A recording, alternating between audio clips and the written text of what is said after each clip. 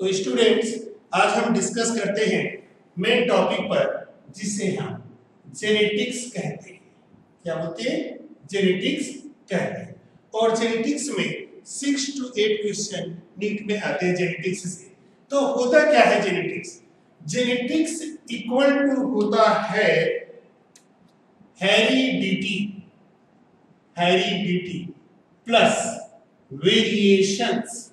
Heredity plus variation, यानी study of heredity and variation is known as genetics. मात्र दो, ये नहीं कि study of DNA, study of chromosome, ऐसा नहीं है।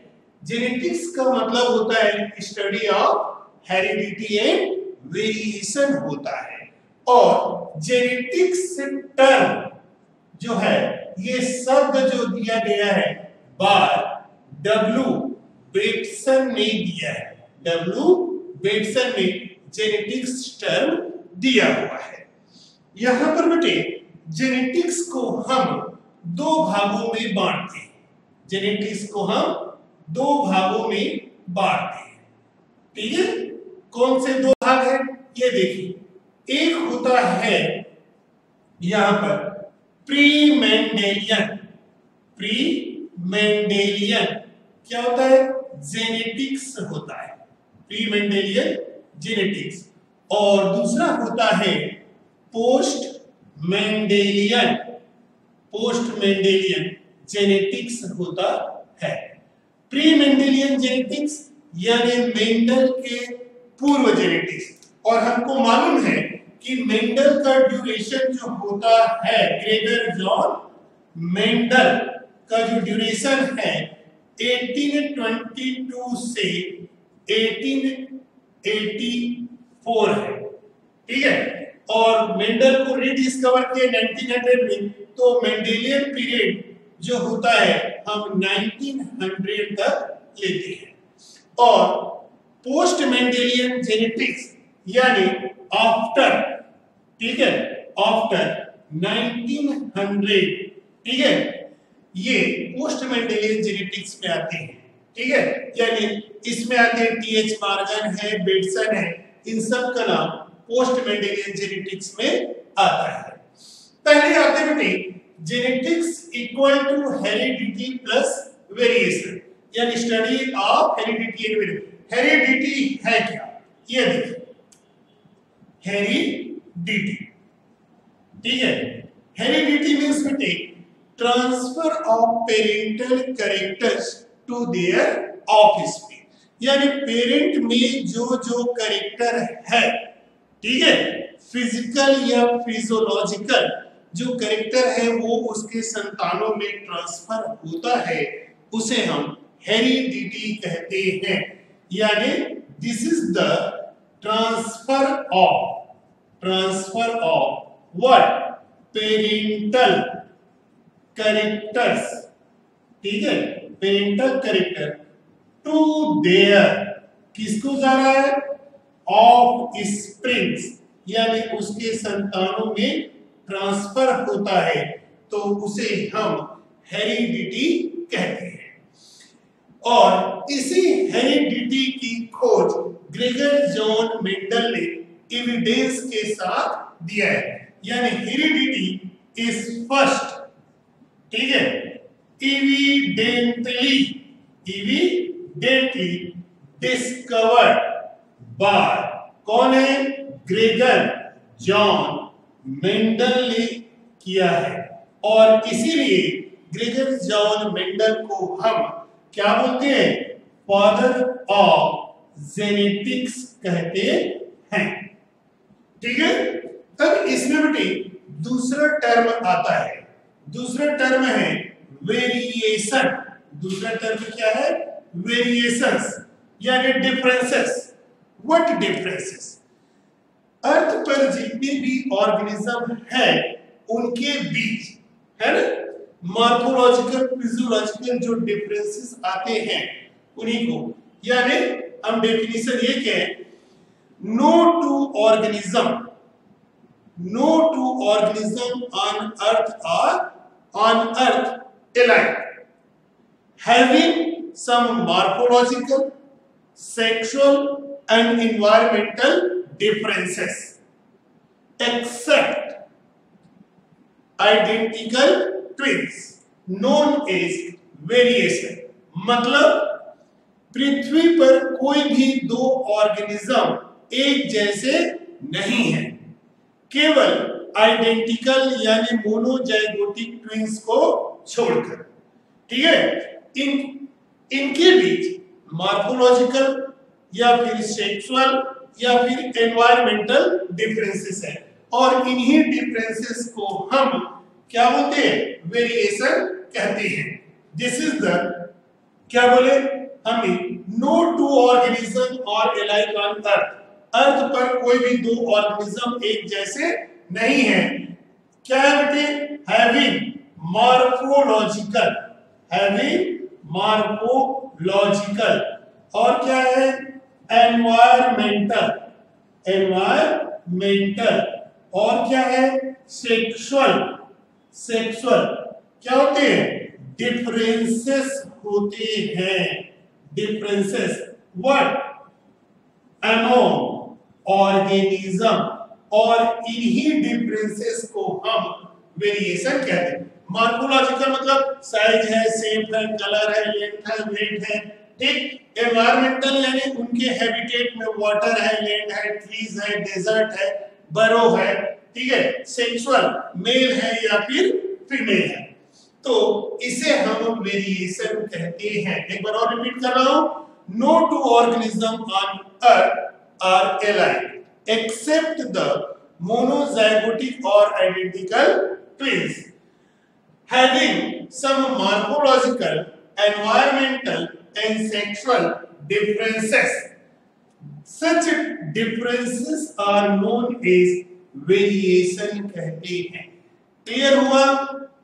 अब हम बेटे यहाँ पर इसके हिस्ट्री में आते हैं। पहला नाम आता है इसमें ग्रेगर जॉन मेंडल का नाम आता है। ग्रेगर जॉन मेंडल को हम फादर ऑफ जेनेटिक्स कहते हैं। ग्रेगर जॉन मेंडल को फादर ऑफ जेनेटिक्स कहते हैं। क्यों कहते हैं? कारण बेटे ऐसा नहीं कि मेंडल के पहले और साइंटिस्ट नहीं हुए। मेंडल के पहले जेनेटिक्स के फील्ड में बहुत सारे साइंटिस्ट हुए। उनमें से मेन जो नाम आता है कॉलराइटर का नाम आता है। ठीक है, कॉरेंस है, ठीक है, ह्यूगो डिवरीज है, सेरमार्क है, बहुत सारे हैं।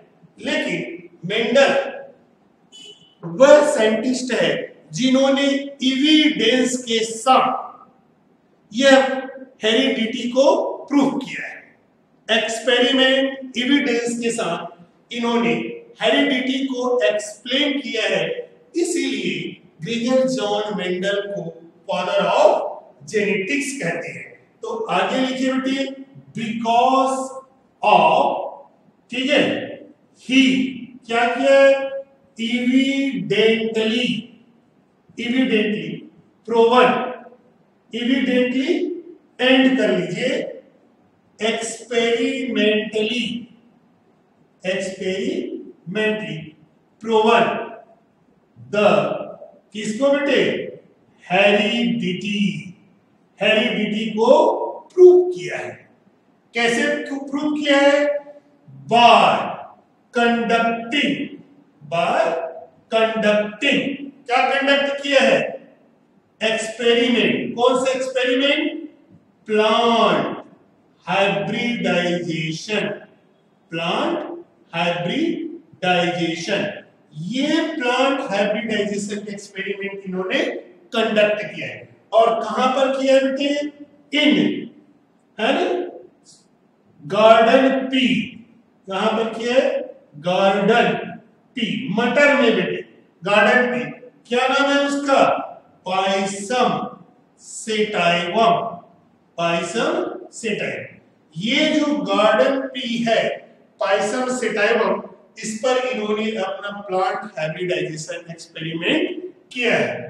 पाइसम सेटाइवम डिप्लॉयड होता है बेटे, इसमें 2n = 14 क्रोमोसोम होते हैं। अब यहां पर देखें कि मेंडल ने ये जो प्लांट हाइब्रिडाइजेशन का एक्सपेरिमेंट है कितने किए हैं? लगातार 9 वर्षों तक किया है, यानी फॉर 9 इयर्स तक किया है। फ्रॉम कहां से? 1856 टू 1865, ये 9 वर्षों तक उन्होंने लगातार इस पर एक्सपेरिमेंट किया है और अंत में इन्होंने एविडेंस भी दिया है। ठीक है, ग्रेगर जॉन मेंडल का। दूसरा नाम आता है बेटे, यहां पर सेकंड है डब्ल्यू बेटसन का नाम आता है। डब्ल्यू बेटसन का नाम आता है, जिसे हम फादर ऑफ मॉडर्न जेनेटिक्स कहते हैं। डब्ल्यू बेटसन को हम father of modern genetics, father of modern genetics कहते हैं। क्योंकि बेटे डब्ल्यू बेटसन ने अपना, इन्होंने, हमको तो ये मालूम है, gave the term genetics term दिया है। ठीक है, बेटसन ने, डब्ल्यू बेटसन ने अपना एक्सपेरिमेंट, ठीक है, एक्सपेरिमेंट इन कहां पर किया है? Red mould.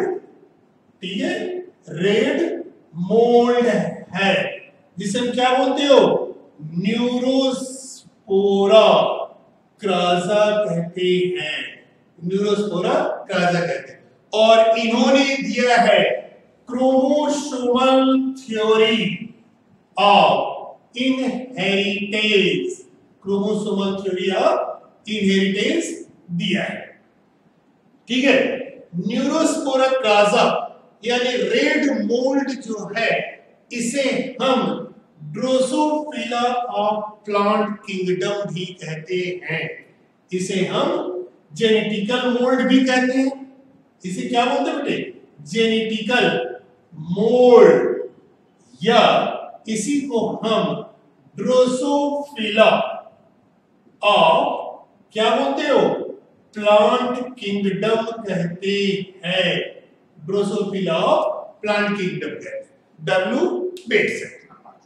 फिर तीसरा नाम आता है जो मेन है, वो है टी.एच. मॉर्गन।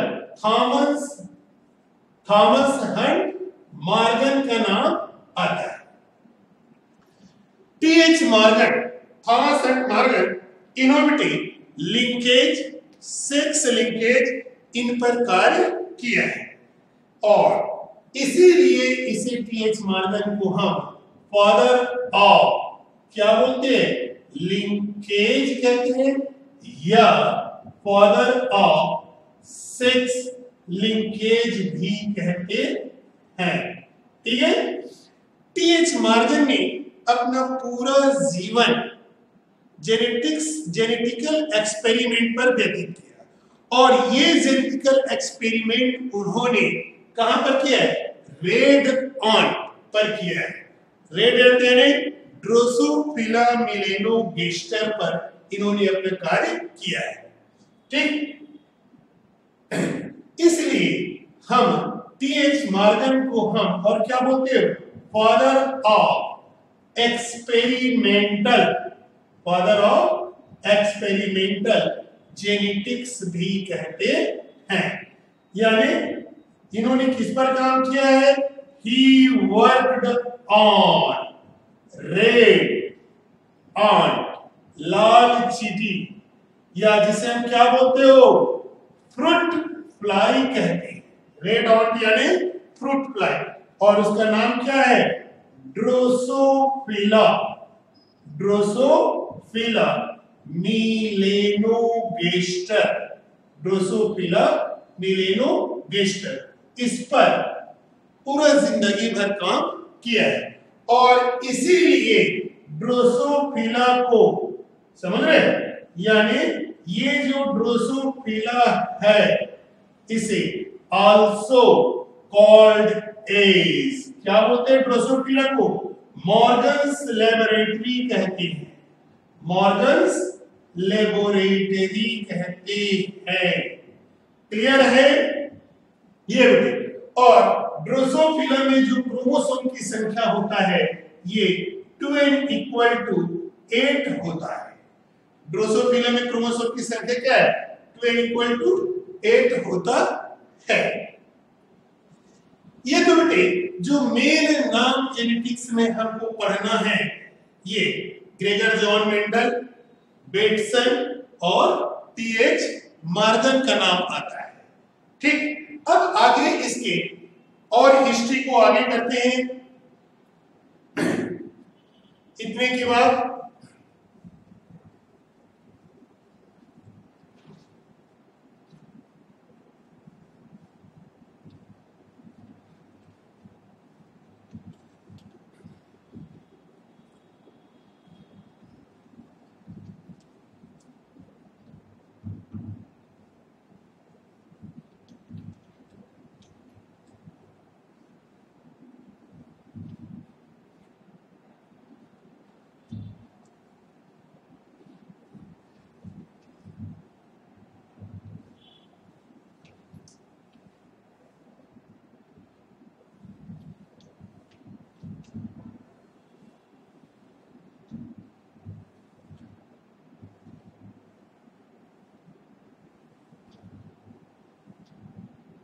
चलिए, अब यहां पर आते हैं बेटे।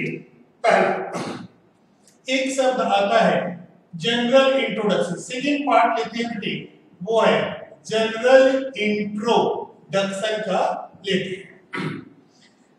जनरली जेनेटिक्स में जेनेटिकल मटेरियल जिसमें पहला शब्द आता है वो है क्रोमोसोम। वो क्या है? क्रोमोसोम होता है। और क्रोमोसोम जो टर्म है, ये क्रोमोसोम टर्म जो दिया है वॉल्डेयर ने दिया है। क्रोमोसोम टर्म किसने दिया है? वॉल्डेयर ने दिया है। क्रोमोसोम को हम, ठीक है, हेरिडेटरी व्हीकल कहते हैं। क्रोमोसोम को क्या बोलते हैं बेटे? Hereditary vehicle. ठीक है, हेरिडिटरी, ठीक है, वे हेरिडिटरी या जीन व्हीकल कहते हैं।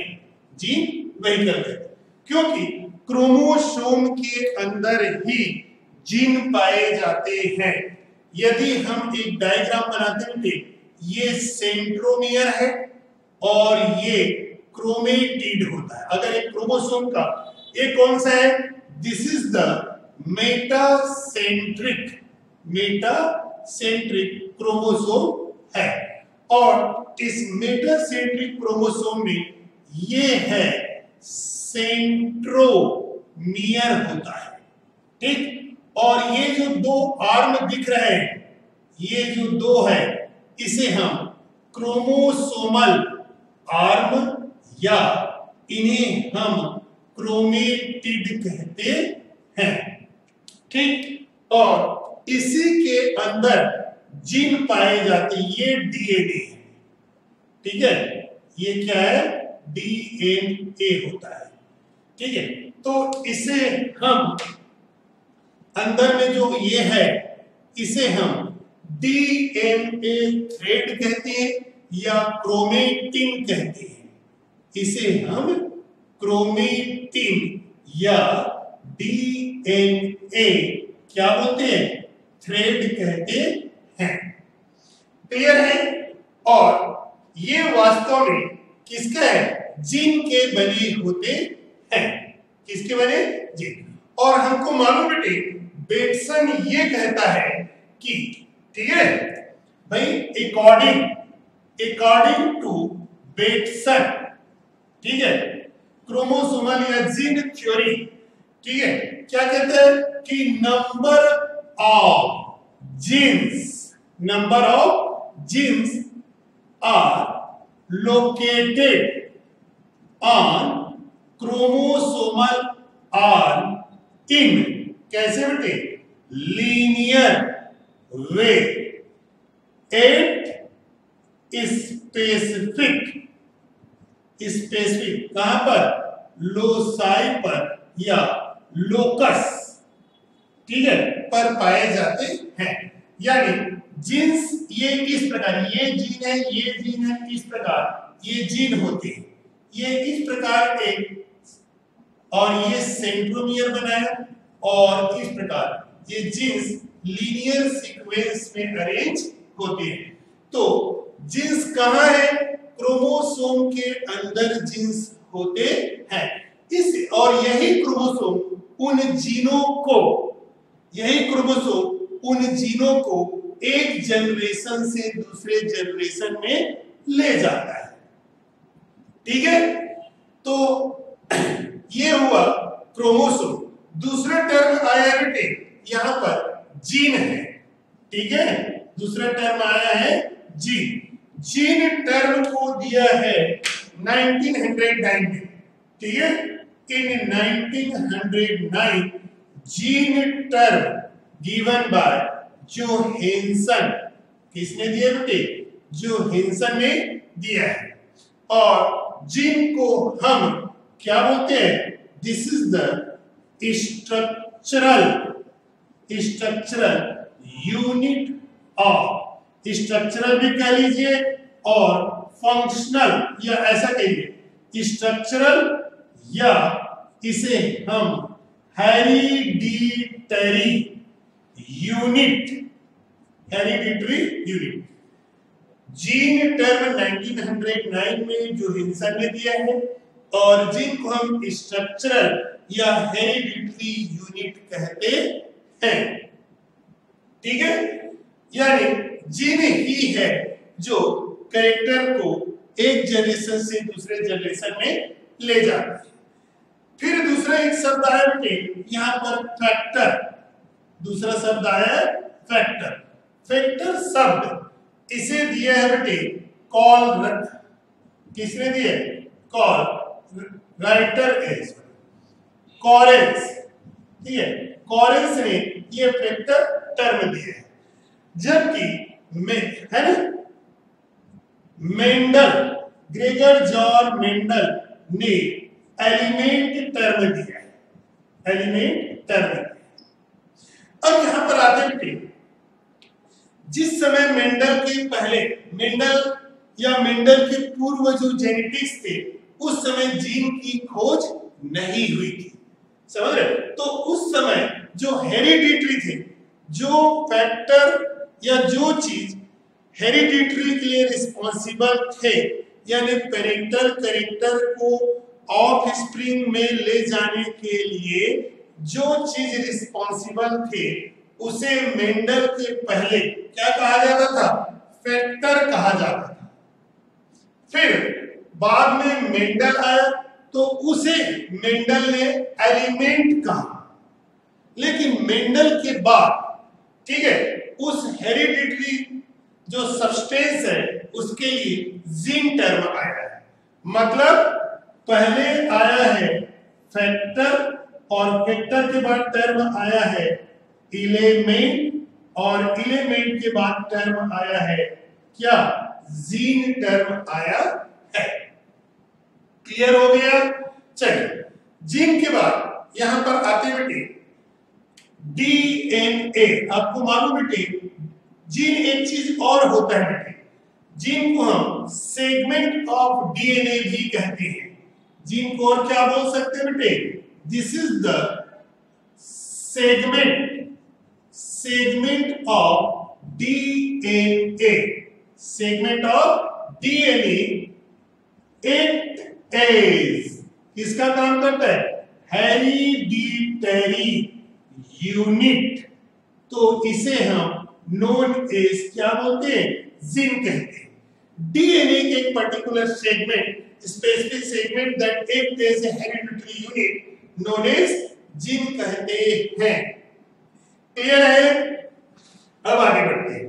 जीन के बाद जीन को फर्स्ट इन विट्रो, ठीक है बेटे, सिंथेसिस। इन विट्रो मतलब आर्टिफिशियल, यानी लैब में first in vitro synthesis of जो जीन है किसने किया बेटे?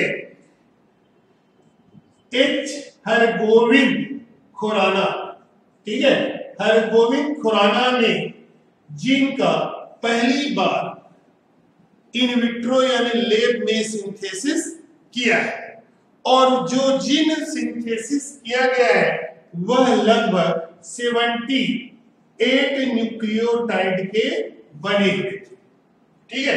जीन का पहली बार इन विट्रो यानी लैब में सिंथेसिस हरगोविंद खुराना ने किया है और हरगोविंद खुराना के और वो जीन 78 न्यूक्लियोटाइड के बने हुए थे, ठीक है। जबकि डीएनए या पहले आते बेटे न्यूक्लिक एसिड, पहले क्या आते हैं न्यूक्लिक एसिड। न्यूक्लिक एसिड जिसे हम किसको बोलते हैं DNA deoxyribonucleic acid, RNA ribonucleic acid, यानी दोनों को हम डीएनए आरएनए को हम न्यूक्लिक एसिड कहते हैं। डीएनए को न्यूक्लियर न्यूक्लिक एसिड और आरएनए को साइटोप्लाज्मिक न्यूक्लिक एसिड भी कहते हैं। और इस न्यूक्लिक एसिड की पहली बार खोज की है किसने की है मीसर ने न्यूक्लिक एसिड की खोज की। कहां पर इन द न्यूक्लियस ऑफ किसके न्यूक्लियस से पस सेल, जो मवाद होते हैं पस सेल के न्यूक्लियस से, है ना। मीसर ने न्यूक्लिक एसिड की खोज की है और इसे उन्होंने क्या नाम दिया है कॉल्ड इट, न्यूक्लिन नाम दिया है। क्या नाम दिया न्यूक्लिन नाम दिया है और इसे लेटर ऑन बाद में, ठीक है, लेटर ऑन कौन है बेटे अल्टमान ने इसे न्यूक्लिक एसिड, ठीक है, अल्टमान ने इसे न्यूक्लिक एसिड नाम दिया है। जबकि मिसर जिन्होंने खोज की उन्होंने न्यूक्लिन नाम दिया है। यहां पर बेटे वाटसन और क्रिक का नाम आता है, ठीक है, वाटसन, ठीक है, वाटसन और क्रिक, ये जो दो साइंटिस्ट हैं वाटसन और क्रिक, इन्होंने 1953 में पहली बार, है ना बेटे, एक्स-रे डिफ्रैक्शन, समझ रहे, इन्होंने वाटसन और क्रिक ने एक्स-रे डिफ्रैक्शन टेक्निक के द्वारा, ठीक है, डीएनए का क्या दिया है मॉलिक्यूलर स्ट्रक्चर, डीएनए का मॉलिक्यूलर स्ट्रक्चर दिया है।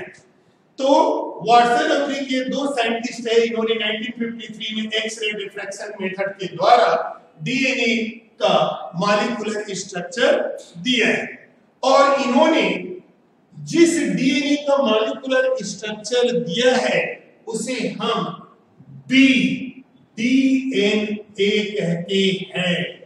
कौन सा डीएनए डीएनए में बहुत सारे प्रकार के होते हैं, A DNA, B DNA, C DNA, D DNA, E DNA और Z DNA, A B C D E और जेड, ये 6 प्रकार के डीएनए मिलते हैं, ठीक, डबल स्टैंडर्ड डीएनए। तो बायो, इसे हम क्या बोलते हैं बायोटिक डीएनए, बायोटिक मतलब लिविंग सेल्स में पाया जाने वाला डीएनए। और इन्होंने अपने जो भी स्ट्रक्चर दिया है या पॉइंट्स दिए, पोस्टुलेट्स दिए हैं, उन्हें हम वाटसन क्रिक मॉडल के नाम से जानते हैं या इसी को हेलिकल मॉडल ऑफ डीएनए के नाम से जानते हैं, ठीक है। ये है इसमें। इसी प्रकार आगे चलते बेटे, न्यूक्लिक एसिड के बाद यहां पर डीएनए जब आया है तो डीएनए का फर्स्ट इन विट्रो सिंथेसिस, ठीक है, यहां पर किसने किया बेटे? कॉर्नबर्ग।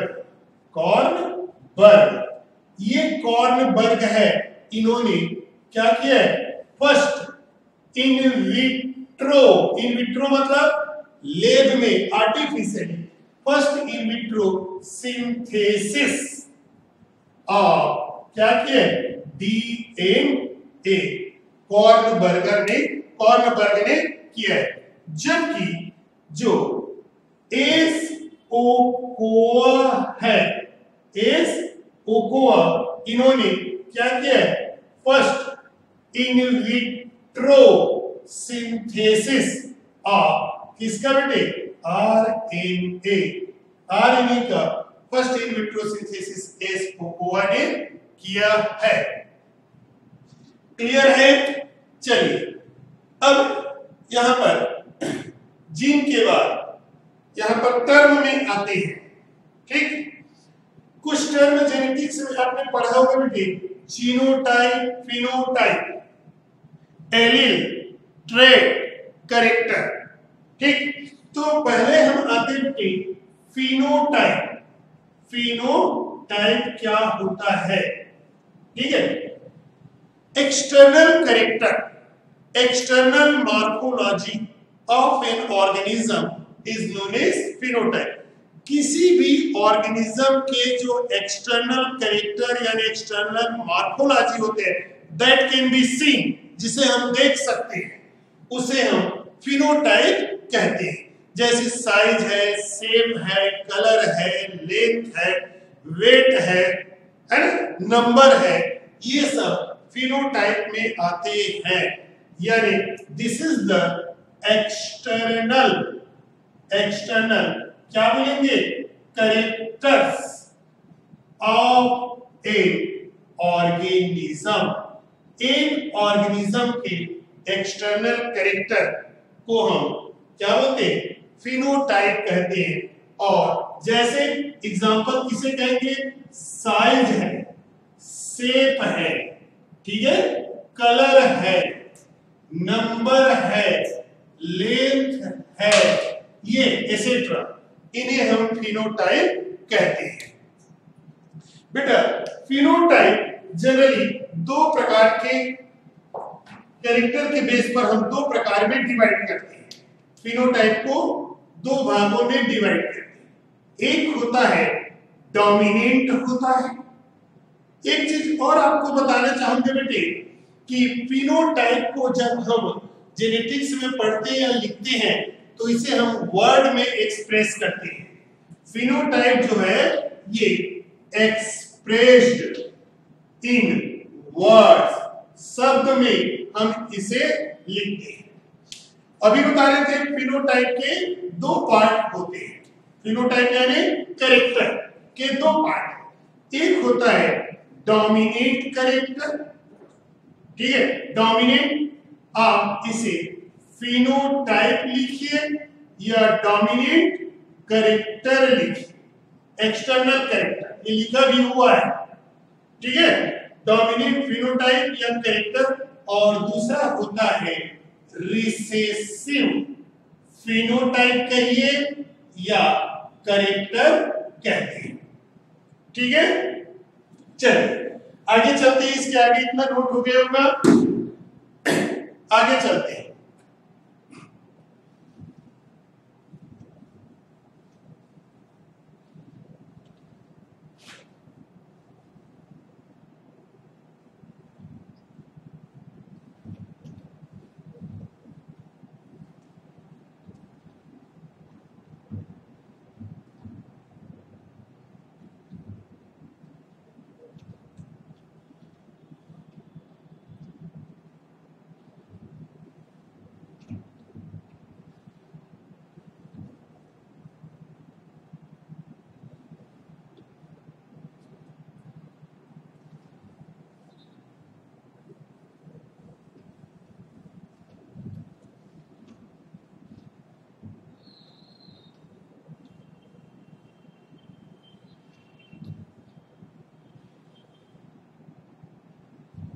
अभी हम लिखे थे एक शब्द आया था फिनोटाइप, ठीक है। फिनोटाइप मतलब एक्सटर्नल, एक्सटर्नल क्या बोले थे, कैरेक्टर्स, ठीक। और ये क्या होते हैं बेटे, फिनोटाइप विजिबल है, विजिबल होते हैं और इसे expressed, expressed in term, express in words, word में एक्सप्रेस करते हैं। और ये भी बताया था कि फिनोटाइप के दो पार्ट बताया था मैंने, एक बताया था डोमिनेंट फिनोटाइप या कैरेक्टर, दूसरा रिसेसिव, ठीक है, फिनोटाइप या कैरेक्टर। अब होता क्या है, इसका मीनिंग देखिए। जब दो अपोजिट कैरेक्टर वाले पेरेंट के बीच क्रॉस कराया जाता है तो फर्स्ट जनरेशन यानी उसके संतान में जो कैरेक्टर अपीयर होगा उसे हम डोमिनेंट फिनोटाइप कहते हैं, और जो कैरेक्टर हिडन रहेगा, सप्रेस्ड रहेगा, उसे हम रिसेसिव कैरेक्टर कहते हैं। मान लीजिए एक पेरेंट है P1, P1 मतलब पेरेंट 1 और ये क्या है, टाल है, उसका हम क्रॉस करते हैं या मैरिज करते हैं दूसरे पेरेंट यानी P2 और वो क्या है, ड्वार्फ है, ठीक है। तो इनकी क्रॉसिंग करने से, मेटिंग करने से जो संतान प्राप्त होगा, ठीक है, P1 यानी पेरेंट 1 चाहे से फादर ले सकते हैं और P2 यानी पेरेंट 2 यानी मदर। तो हमको जो संतान प्राप्त होगा उसे हम F1 कहते हैं, जहां पर F इक्वल टू होता है फिलियल, फिलियल, ठीक है, फिलियल यानी जेनरेशन, ठीक है, फर्स्ट जनरेशन, F यानी फर्स्ट फिलियल के लिए या फर्स्ट जनरेशन के। तो इसमें बेटे तो एक टाल पेरेंट है, एक ड्वार्फ पेरेंट है, तो उसके संतान में किसका कैरेक्टर है, या आएगा तो दोनों का कैरेक्टर, लेकिन दोनों में से कौन सा कैरेक्टर F1 में अपीयर होगा। भाई इसमें भी जीन है, इसमें भी जीन है, ठीक है। तो यहां पर जीन टाल के कैरेक्टर को F1 में लाएगा, यहां पर के जीन ड्वार्फ कैरेक्टर को F1 में लाएगा। दोनों के जीन अपने अपने कैरेक्टर को F1 में लाएगा, लेकिन F1 में दोनों में से किसका कैरेक्टर अपीयर होगा, किसका लक्षण प्रदर्शित होगा। क्या दोनों होगा, दोनों तो पॉसिबल नहीं है। तो जो कैरेक्टर F1 में अपीयर होगा उसे हम डोमिनेंट कहेंगे, ठीक है, विनर जिसको कहते हैं। और जो कैरेक्टर अपीयर नहीं होगा यानी दिखाई नहीं देगा उसे हम रिसेसिव कैरेक्टर कहते हैं। अब मान लीजिए दोनों के बीच क्रॉस किया तो F1 में जो कैरेक्टर आया वो टॉलनेस यानी लंबापन का कैरेक्टर है, ठीक। तो ये जो टॉल कैरेक्टर है ये डोमिनेंट हो गया, और ड्वार्फ जो है ये हिडन रहा, सप्रेस्ड रहा, ठीक है। तो ये क्या हो जाएगा, रिसेसिव होगा। यानी डोमिनेंट का मतलब क्या हो जाएगा, डोमिनेंट मतलब हो जाएगा कैरेक्टर या कैरेक्टर्स विच क्या हो जाएगा बेटे, अपीयर्स इन F1, ठीक है। प्रथम पीढ़ी में जो कैरेक्टर अपीयर होगा उसे हम क्या बोलते हैं, डोमिनेंट कहते हैं। और दूसरा आता है रिसेसिव, ठीक है, यानी कैरेक्टर विच, ठीक है, क्या हो जाएगा बेटे, सप्रेस्ड या हिडन इन F1, तो उसे हम रिसेसिव कहते हैं, ठीक है। अब यहां पर एक शब्द आता है बेटे, एक और शब्द सुनने मिलता है वो है ट्रेट है। एक शब्द आता है ट्रेट होता है। ट्रेट का मीनिंग क्या है, आपको मालूम है हर सिक्के के दो पहलू होता है, वैसे ही हर कैरेक्टर यानी लक्षण के दो पार्ट होते हैं। जैसे डे, DAY हम कहते हैं ना, दिन कहते हैं, उसके दो पार्ट हैं, एक लाइट पीरियड और दूसरा डार्क पीरियड। ये 24 घंटे में एक लाइट, 12 घंटे का लाइट पीरियड, 12 घंटे का डार्क पीरियड। वैसे बेटे मान लीजिए हम लेते हैं एक कैरेक्टर, ठीक है, ये हमने लिया एक कैरेक्टर लिया है हाइट, हाइट यानी ऊंचाई, ये एक कैरेक्टर है, ठीक। लेकिन इसके हाइट का दो पार्ट हो जाएगा। हाइट में क्या है, या तो वो टाल होगा, लंबा होगा, या फिर क्या होगा, ड्वार्फ होगा। तो टाल और ड्वार्फ ये दोनों बेटे क्या कहलाएंगे, ट्रेट कहलाते हैं। हाइट एक कैरेक्टर है, ठीक है, टाल और ड्वार्फ ये दोनों क्या है, ट्रेट है। यानी this is the alternative form of a character known as trait कहते हैं। दिस इज द अल्टरनेटिव, ठीक है, फॉर्म्स ऑफ ए कैरेक्टर, ठीक है, तो उसे हम नोन एज क्या बोलते हैं, ट्रेट कहते हैं। तो इसमें बेटे हाइट एक कैरेक्टर है और टाल और ड्वार्फ ट्रेट है। उसी प्रकार एक दूसरा एग्जांपल लेता हूं, यहां पर कलर, कलर क्या है, ये कैरेक्टर है, ठीक।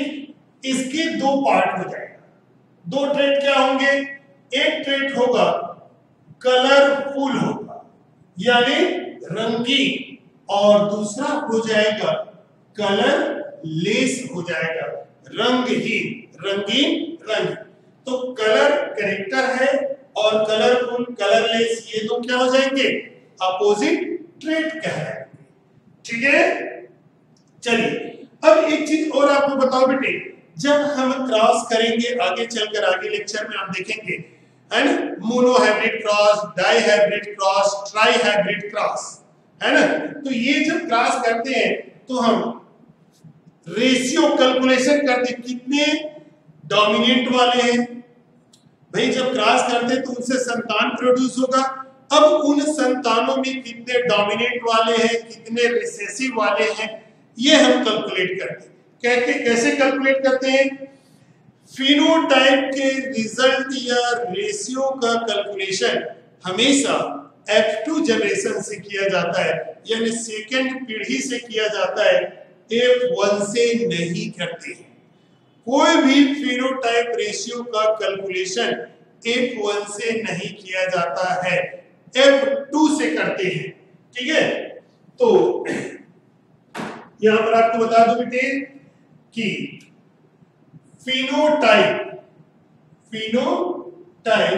रेशियो, ठीक है, कैलकुलेटेड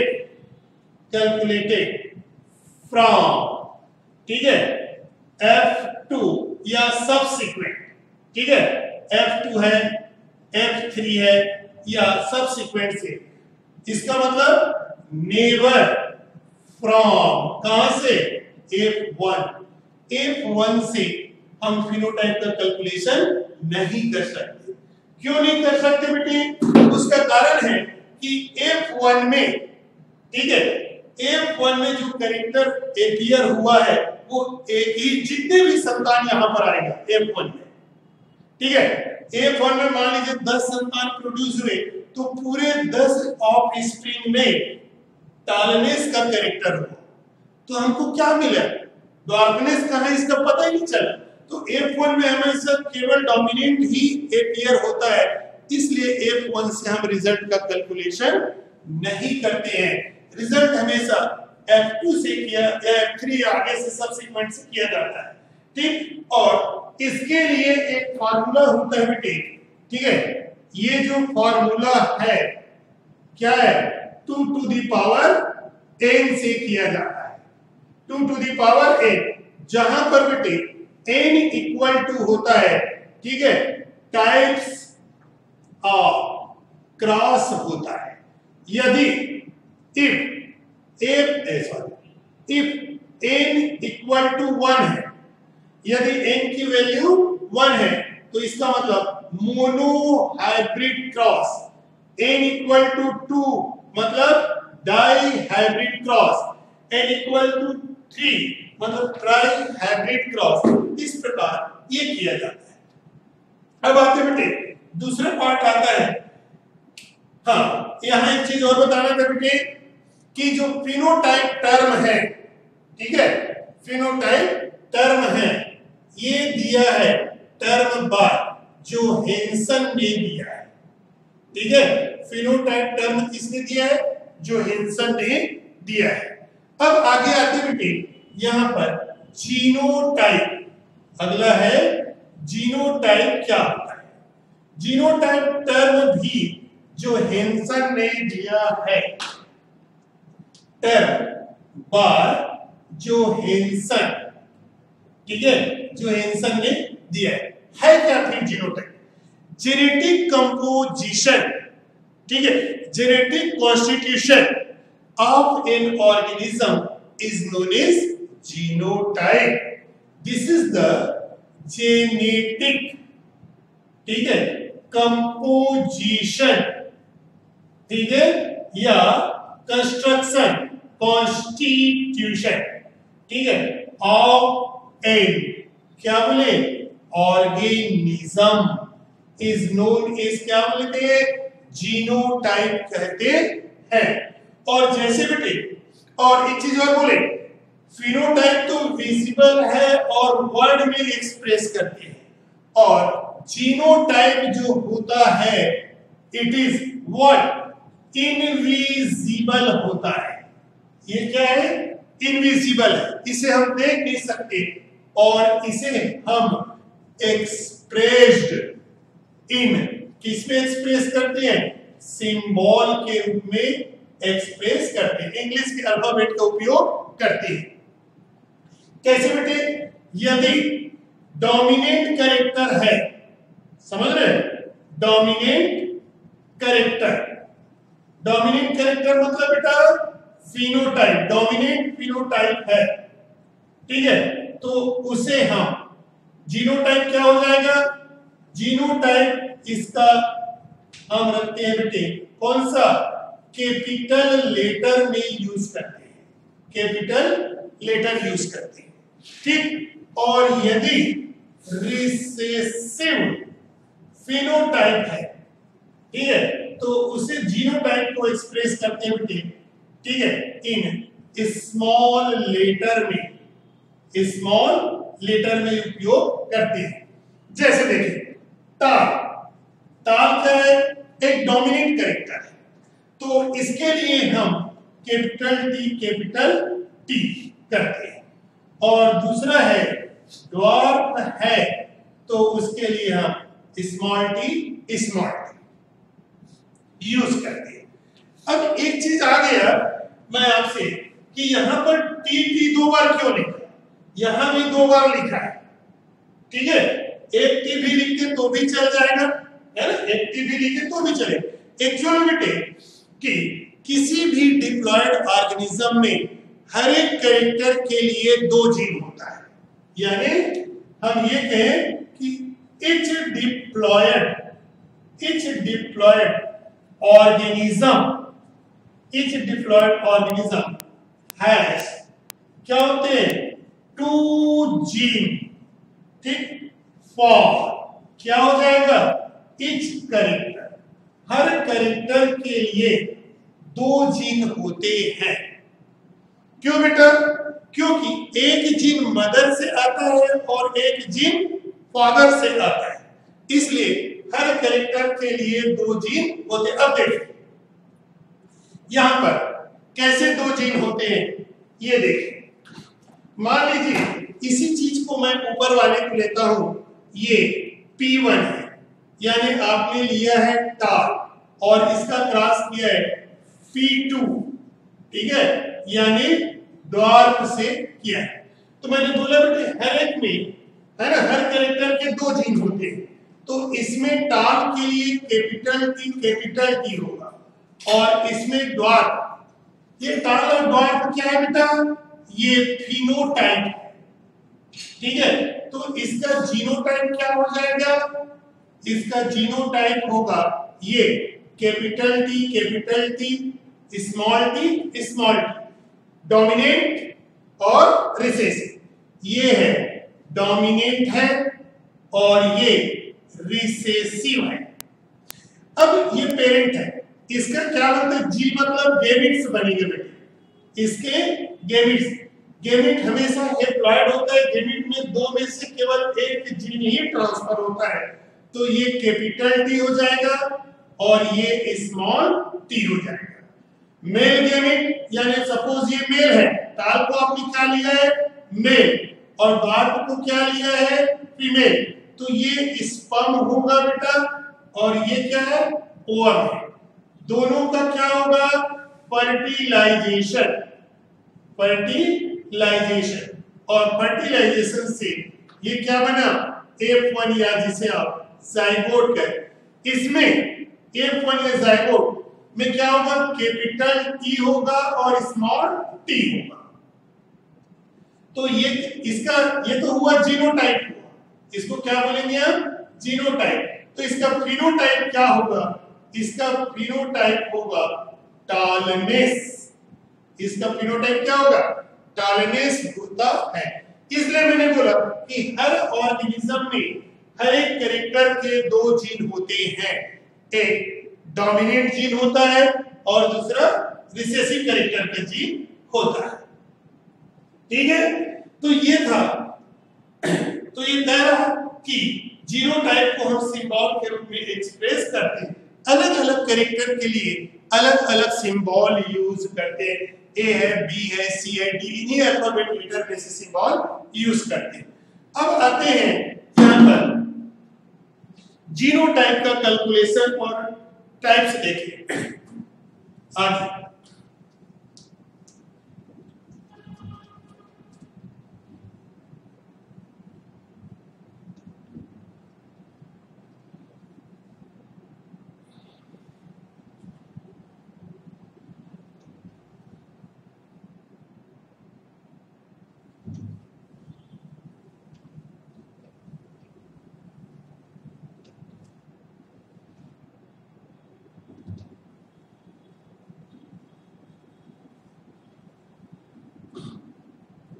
यहां पर बेटे अभी थोड़ी देर पहले पढ़ा है कि फिनोटाइप का कैलकुलेशन हम 2 टू द पावर n से करते हैं और वो भी F2 F2।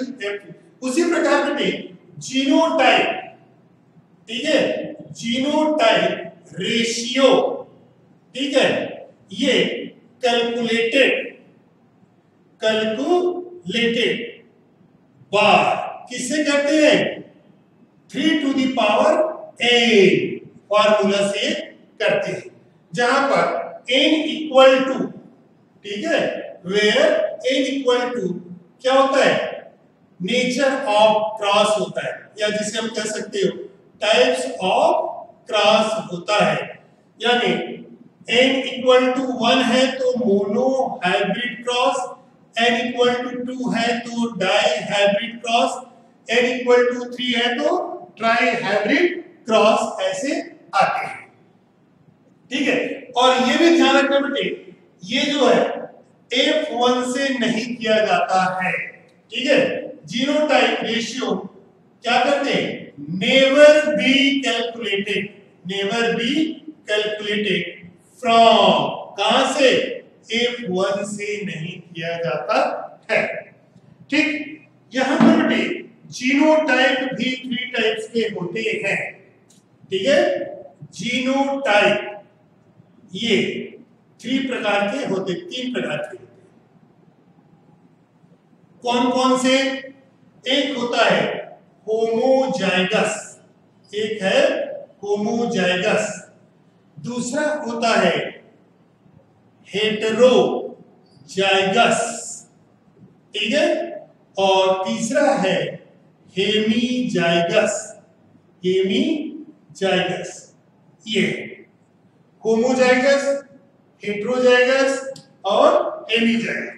मैंने पहले ही बता दिया बेटे कि हर कैरेक्टर के लिए, समझ रहे, जितने भी डिप्लॉयड ऑर्गेनिज्म है उनमें हर कैरेक्टर के लिए 2 जीन होता है, जबकि हेप्लॉयड ऑर्गेनिज्म में हर एक कैरेक्टर के लिए 1 जीन होता है। तो हर कैरेक्टर के लिए 2 जीन होता है, और यदि दोनों जीन एक ही फॉर्म में है तो उसे हम होमोजाइगस कहते हैं। यानी इसका डेफिनेशन क्या हो जाएगा बेटे? When the both gene of a character are found together in same form. ठीक है, यदि किसी कैरेक्टर के दोनों जीन, ठीक है, एक ही फॉर्म में साथ साथ पाए जाते हैं तो उसे हम होमोजाइगस कहते हैं। यानी this is the when both gene, ठीक है, ऑफ ए कैरेक्टर, ठीक है, when both gene of a character, ठीक है, फाउंड इन, किस में होते हैं? सेम फॉर्म में पाए जाते हैं। ठीक है, तो उसे हम नोन एज क्या बोलते हैं? होमोजाइगस कहते हैं। मान लीजिए ये डिप्लॉयड बॉडी है, 2n का मतलब क्या है? डिप्लॉयड ऑर्गेनिज्म है, ठीक है, और इसमें हम कैरेक्टर लेते हैं, हाइट लेते हैं, तो हाइट के 2 जीन हो जाएगा, कैपिटल टी स्मॉल टी। तो यदि उसमें कैपिटल टी दोनों सेम फॉर्म में है, डोमिनेंट फॉर्म में है, या फिर स्मॉल टी दोनों किस फॉर्म में है? रिसेसिव फॉर्म में है, तो इस कंडीशन को हम होमोजाइगस कहते हैं। और यदि ये दोनों जीन, मैंने बोला ना कि हर कैरेक्टर के 2 जीन होते हैं, चाहे दोनों सेम फॉर्म में हो या अल्टरनेटिव फॉर्म में हो। यदि दोनों जीन डिफरेंट फॉर्म में है, अपोजिट फॉर्म में, अल्टरनेटिव फॉर्म में है, तो उसे हम हेटेरोजाइगस कहते हैं। यानी वे both genes of a character, ठीक है, प्रेजेंट इन किसमें? अल्टरनेटिव फॉर्म, तो इसे हम नोन एज क्या बोलेंगे?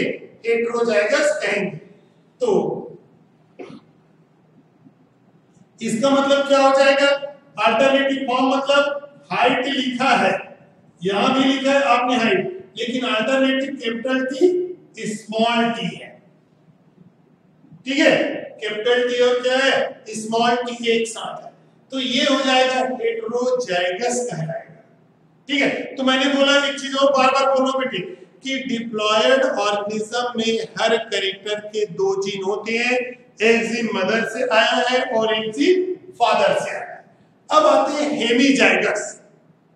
यदि किसी डिप्लॉयड बॉडी में के 2 में से केवल एक जीन है तो उसे हम हेमीजाइगस कहते हैं। ठीक है, यानी व्हेन, ठीक है, व्हेन आउट ऑफ 2 जीन्स, ठीक है, क्या होगा? Only when out of 2 genes only 1 gene present,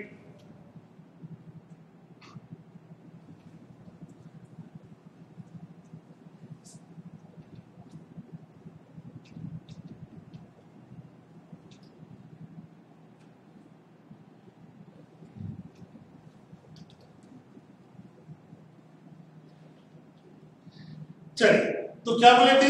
when out of 2 genes only 1 gene present in diploid body, ठीक है, तो इसे हम नोन एज हेमीजाइगस, यानी या तो टी होगा या फिर स्मॉल टी होगा, ठीक है, तो इसे हम हेमीजाइगस कहते हैं।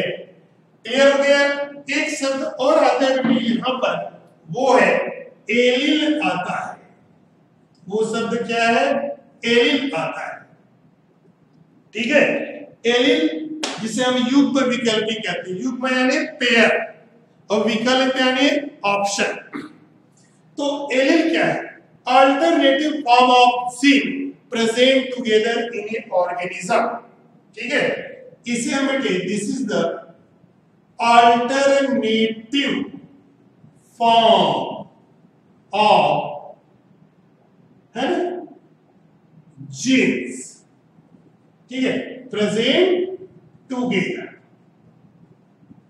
ठीक है, इन ए ऑर्गेनिज्म, इन ए ऑर्गेनिज्म। तो इसे हम नोन एज क्या बोलते हैं? एलिल कहते हैं, अल्टरनेटिव फॉर्म। अब इसको एक्सप्लेन करेंगे। जैसे मैंने बोला है हाइट, हाइट एक कैरेक्टर है, हाइट क्या है? एक कैरेक्टर है। अब कैरेक्टर के दो अल्टरनेटिव फॉर्म होते हैं, या तो वो लंबा होगा, टाल होगा, या फिर क्या होगा? ड्वार्फ होगा। ठीक है, दोनों तो नहीं हो सकता। और टालनेस के लिए कैपिटल टी है और डार्कनेस के लिए स्मॉल टी है। और यही बेटे